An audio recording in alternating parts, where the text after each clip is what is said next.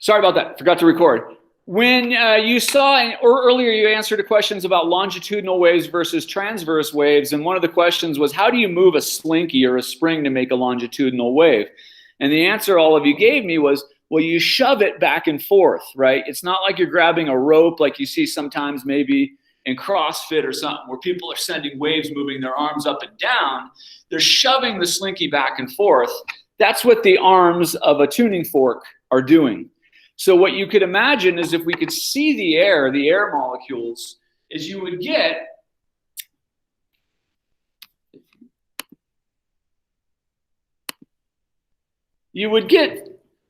a combination or a pattern that looks like this. Make sure I have something dark enough to see.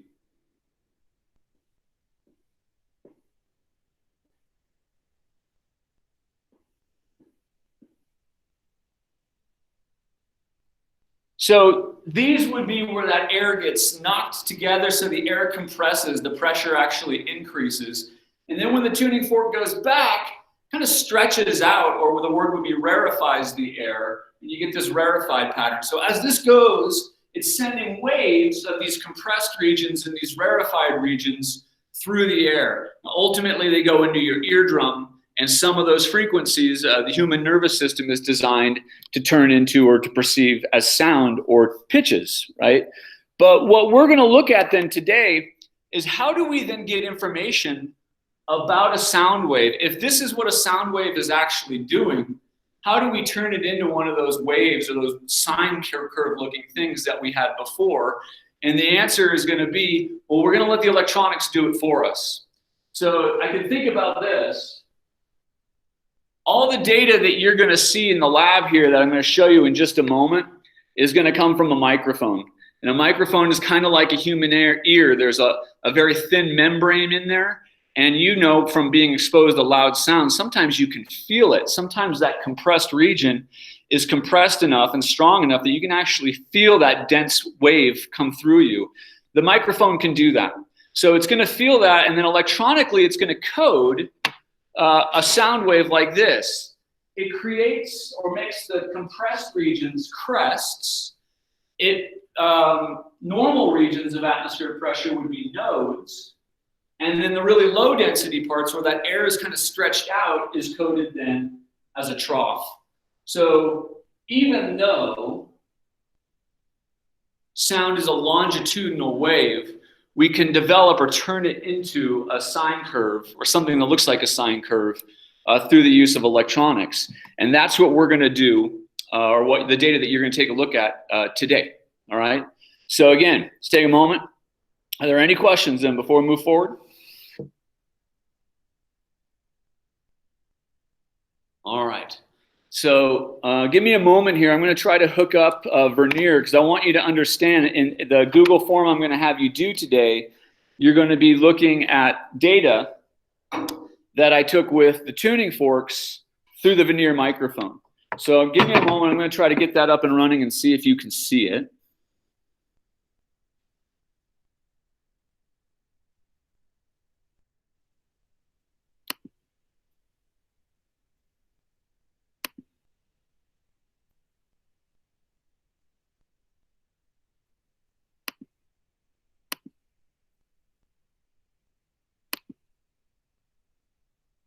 All right. I guess now at this point, I don't really know what you're seeing here. So can someone unmute their mic and tell me, are you seeing a Vernier graph that looks like a wave-like feature? Yes. Okay, good. So it's showing up. So I just want to show you what's on this graph and what you're going to be asked to do today, right? So in a moment, I'm going to play a tuning fork and we're going to see what happens. So what's here on the y-axis is pressure. So it's above some arbitrary level. And we're talking then about, right, this fluctuation in pressure that's traveling through the air. Where the air molecules are slammed together, it's high pressure. Where they're stretched out, it's low pressure. So this would be like a region at a time when high pressure hit the microphone. This would be a region at a time when low pressure hit the microphone. And the microphone is just able to detect that really, really quickly. So look at these times down here, 0.005, so 5 thousandths of a second, 10 thousandths of a second, so on and so forth. So the data I'm going to have you analyze then today, which will be pretty quick, is going to come from the tuning fork. So I'll show you how it works. I'm going to chime the fork first and hit collect. One more time. You can see what I'm looking at. So you're going to see patterns that look like that. And again, with someone with an unmuted mic, can you tell me, are you seeing a pattern with some red waves on it? Yes. All right, thank you. So you're going to see screenshots, and what I'm going to ask you to do in your assignment, and the screenshots are going to come from what I just showed you, tuning forks and the vernier microphone. What are you going to be asked to do for those screenshots is you're just going to be asked to determine from this, what's the period, what's the frequency, and knowing that it's a sound wave, what's the wavelength of the sound wave that we're looking at. And remember, from the graphs we saw at the beginning, this is time down here. So I can't go here and just go, oh, that looks like it's so many units across. That's not a wavelength. That's telling us the time. So let me show you how simple this would be. If I just start at the crest of one and I go to the crest of another. First pop quiz here. Take a moment and think about it, and then someone unmute their mic and tell me, how many complete cycles, how many complete wavelengths am I sampling here in what I've highlighted?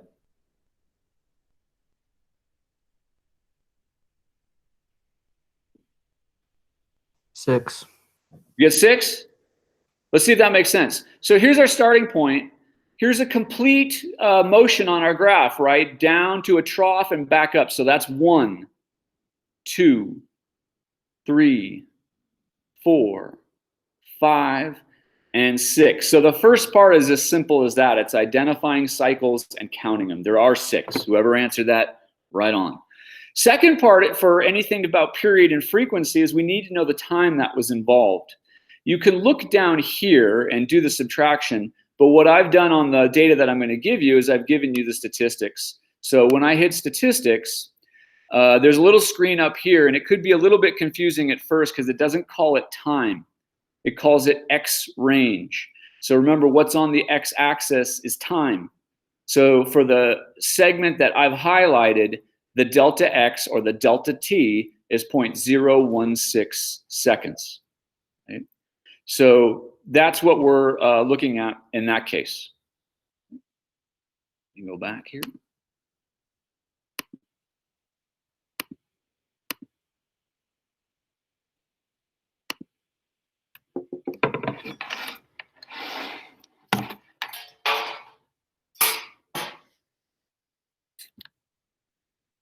So then finally, and we're just about done here unless you have some questions for me.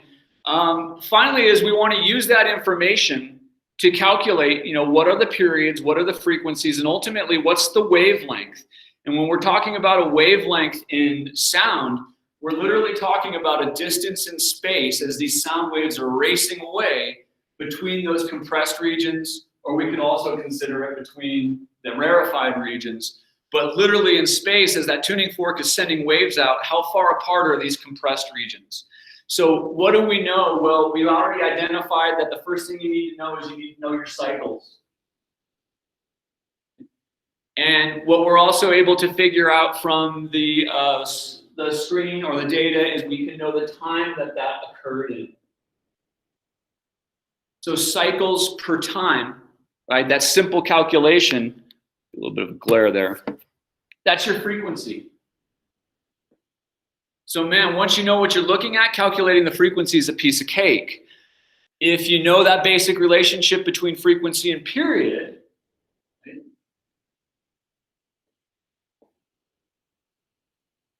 then finding period is a piece of cake. And those are the first 2 things I'm going to have you do for, I think, 4 sound waves that I put on the Google form.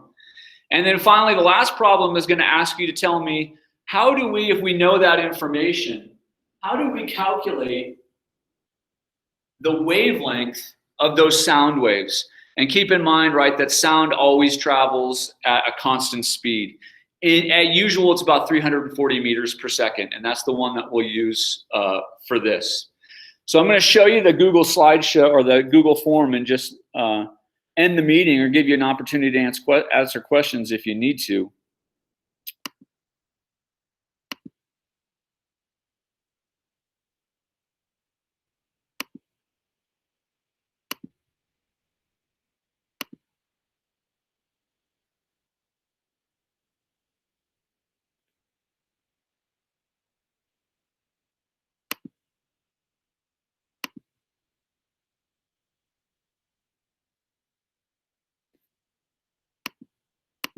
Okay, so again, can someone unmute their mic? Tell me, are you looking at a Google form? Yes. All right, thank you. So the first thing you're going to do, you just enter your name, right? Second thing is you're going to just talk a little bit about a procedure here. So the first one's asking you in a short answer to tell me how are we going to calculate period and frequency from data presented like this. The next few questions are going to have you do it. Now, keep in mind the scale of each one of these drawings is different. So they're all going to be different frequencies and periods. Your task is to get, relatively close to what my answers are for that, right? So here's some more. And again, each one of those comes from a different tuning fork. And then finally, the last one is what I was alluding to. I want you to describe a procedure or explain to me how if we know the speed of sound, and I have it actually here, this could be confusing, 340 or 330, it's usually somewhere in between there. Just use one of those. If we know what the speed of sound is, how would we use that data to figure out the wavelength of those sound waves, okay? So that should be,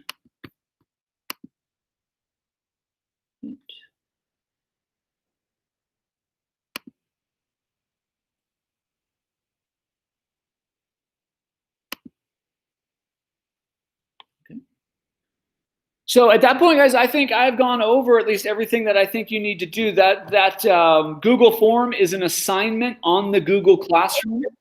I've recorded most of this, and I'll put it up on the Classroom if you need to sort of reference the physics and the math that I went over. It'll take a while to process the video, so it won't be up instantly, but it will be up by this afternoon. Do you guys have any questions for me? Can you show us the equations again for calculating like V over wavelength over period? Sure. Equals, sorry. Makai, can you see the board well enough? Yeah. All right. So remember, what the first thing that we learned about is what is frequency and period, and the takeaway from that is they were the inverse of each other. So if I know period, I know the frequency, right? I could also write this. This is also true. Does that make sense? And then in the last video, I was the oscillator, if you watch that last video, and I moved like this. And I went over kind of how to understand or how to conceptualize the wave speed equation. So the wave speed is V, little v you can think of for velocity. And it's just distance divided by time. So this is literally the wavelength is a distance, period is a time. So it really is just speed, or speed is equal to distance divided by time. And because t is equal to 1 over f, I can just substitute this expression in here and I get this. So at this point, those are the only equations you need to know. You need to be able to how to figure out frequency and period and then use the wave speed equation. Does that help, Makai? All right. Any other questions, guys? All right, so last thing is, I'm keeping, every day I'm checking these classroom assignments, and usually what I do is I check them in the morning. So I'll assign, today's assignment is assigned right now, and I will check then tomorrow morning for your input on that Google form. If there's an extenuating circumstance and it's going to take you longer, let me know. But I'll tell you right now, we had a staff meeting yesterday. All the teachers are struggling right now to A, get a hold of students, and B, having students already turn in late work or not do any work. That's going to be really, really hard for us when we can't check in with you on a day-to-day basis. So my promise to you is I'm going to never try to assign more than 40, 45 minutes of homework any night, right? This shouldn't take you very long. But the thing I need and I have to be able to expect from you is that you are going to set aside some time during the day to do that 40 or 45 minutes of work. if there is a problem and you don't think for whatever reason, you know, you can do that, let me know. But these little assignments are also your attendance. So that's how I'm keeping your attendance, is also through Aries. So when you look at Aries, I'll put the little score in every single day. They're formative at this point. So if you have a 0, you have something missing, it's not affecting your grade, but you are going to have your first kind of evaluation, your distance learning evaluation on these concepts, probably Friday's lesson, or maybe Mondays. And that one will matter. That one will go and will affect your grade. Are there any questions on that, guys? Right. So as always, right, if you have questions, email me, and I'm available on Google Hangouts for help one-on-one from about 3 to 4 every day, right? I have my computer up just waiting for it to chime. All right, guys, if you don't have any questions, you are free to go, and go ahead and take a look at that Google assignment and work on that. I'll check it later today and early tomorrow. All right. Thanks, guys. Keep up the good work. Thanks, Henning. You're welcome.